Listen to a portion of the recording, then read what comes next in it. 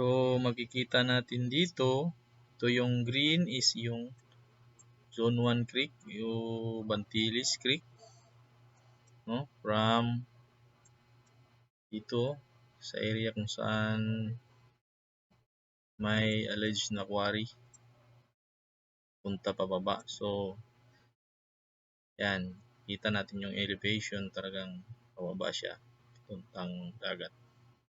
So, i-check natin yung history niya.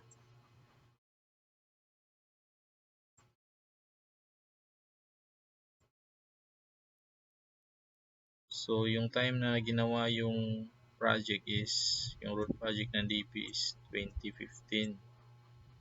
So, dito, from the start, sa wala pa. So, tingnan natin yung creek, no? Yung sinasabi ni Barangay Chairman na creek na 15 meters wide. So, yan. Kita natin, yan. So, yan yung Zone 1. So, forward natin papuntang 2018. So, yan.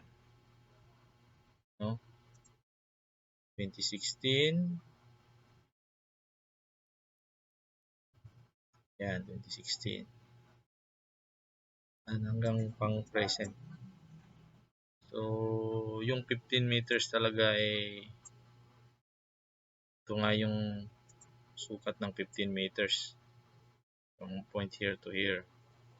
So, talagang walang 15 meters na creek dyan dahil yung creek na yan is may tubig lang yan tuwing umuulan.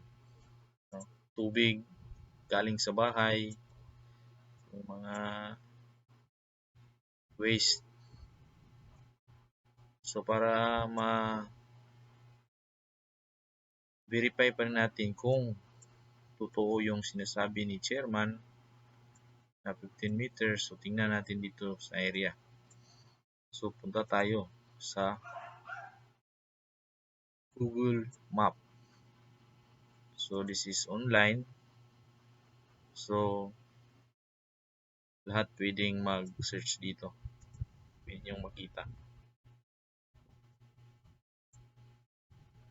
So, street view. So, ito yung kuha nung 2021, March. So, see more dates. 2016. So, 2016 pa lang, yun na yung size ng creek, no? Walang 15 meters. Tapos, 2018, saka 2021. So, balik tayo sa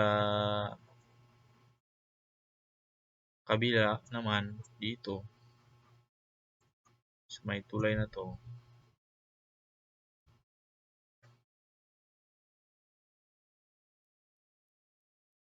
Yan.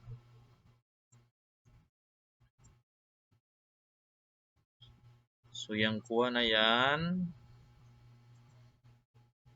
Yan. So, itong kuha nung 2016. Tapos sa 2018. Hanggang present. Yan. Sura ng tulay na yan.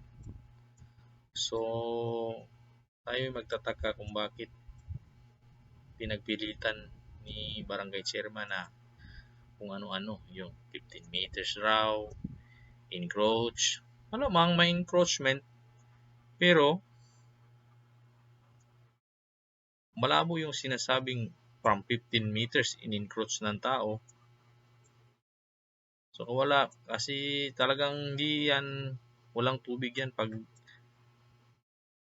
umuulan lang yan, may tubig, malakas.